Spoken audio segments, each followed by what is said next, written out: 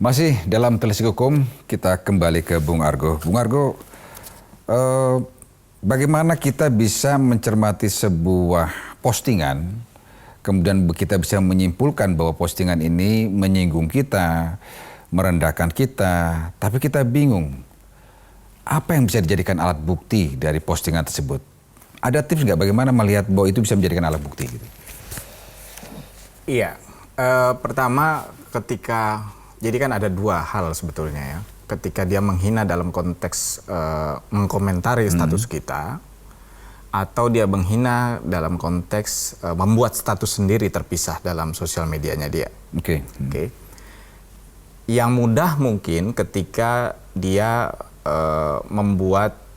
melakukan penghinaan dengan membuat status yang terkonfirmasi itu milik sosial media, milik mereka, milik orang itu, dan secara directly menyebut nama kita sebagai korban.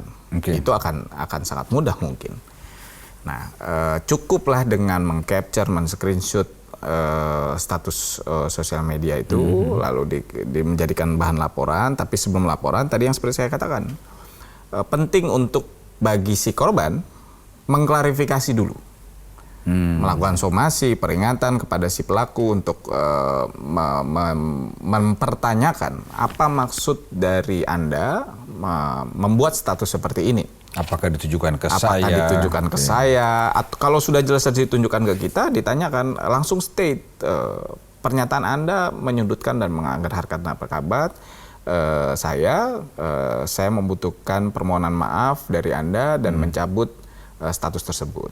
Kalau dia, dan kita beri waktu dalam 7 hari atau 3 hari tidak mencabut tersebut, maka Anda akan saya laporkan. Jadi supaya juga kita mengetahui ketika kita merasa jadi korban, kita kan juga perlu mengetahui sebetulnya, karena bahasa tulisan dengan lisan itu kan berbeda. Gitu. Berarti proses semua itu, proses klarifikasi, proses dalam tadi somasi itu semua harus terikot dengan baik ya tentunya. Dengan baik, ya idealnya harusnya seperti itu, sehingga dianggap tidak prematur bahwa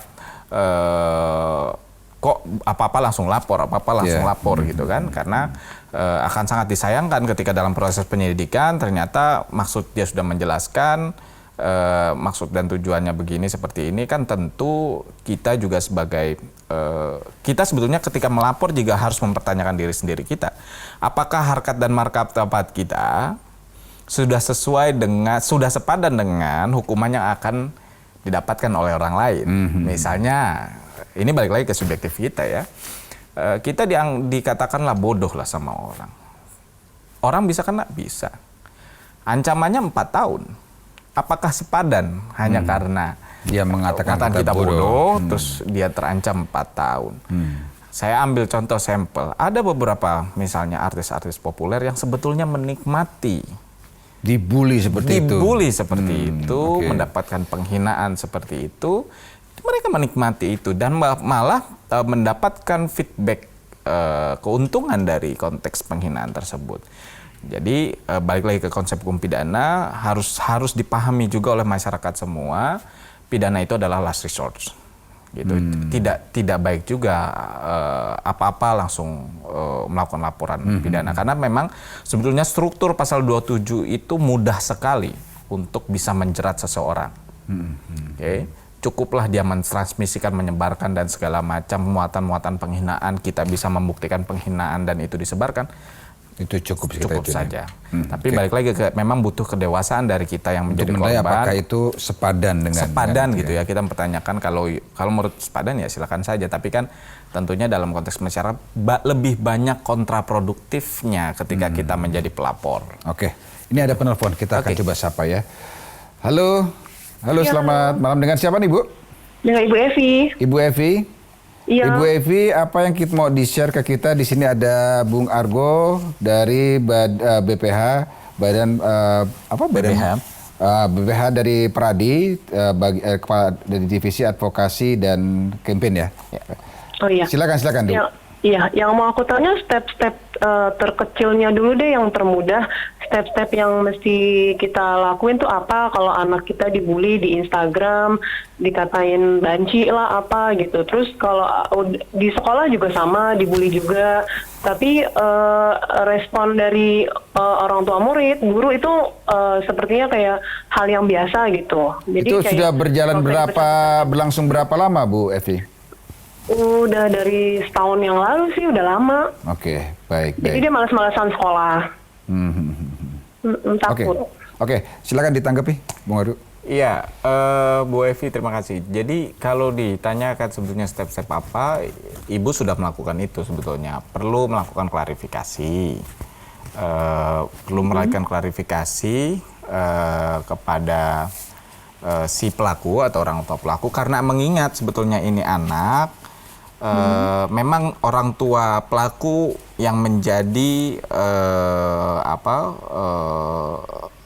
yang menjadi objek ibu harus melakukan klarifikasi dan melakukan peringatan. Nah, ketika peringatan itu sudah dilakukan, sudah ditujukan, ibu juga mencantumkan sebetulnya peringatan bahwa kalau proses ini tidak selesai, saya mau akan melakukan laporan pidana. Tapi patut juga Bu dipahami karena ini SMP, maka si pelaku juga anak di bawah umur.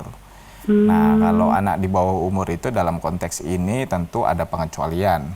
Jadi saya rasa memang proses ini harus melibatkan satu dari pihak sekolah, terus kedua juga mengingatkan kepada orang tua pelaku untuk tidak melakukan bullying. Jadi memang saran saya adalah menyerahkan proses ini semua ke pihak sekolah, bukan kepada konteks pidana. Karena lagi-lagi kalau dalam pidana itu konsepnya dia adalah last resort, dia ultimum pendidium, karena ada bentuk tahan badan ya. Nah, pertanyaannya apakah sepadan kita menghukum orang dengan penjara dengan akibat yang kita rasakan. Nah, itu juga yang perlu menjadi highlight. Tentu tidak mudah menjadi orang tua yang mungkin anaknya menjadi korban bullying, tapi ketika itu pelakunya juga anak-anak, itu juga perlu menjadi menjadi pertimbangan juga bagi ibu sebagai orang tua yang menjadi korban.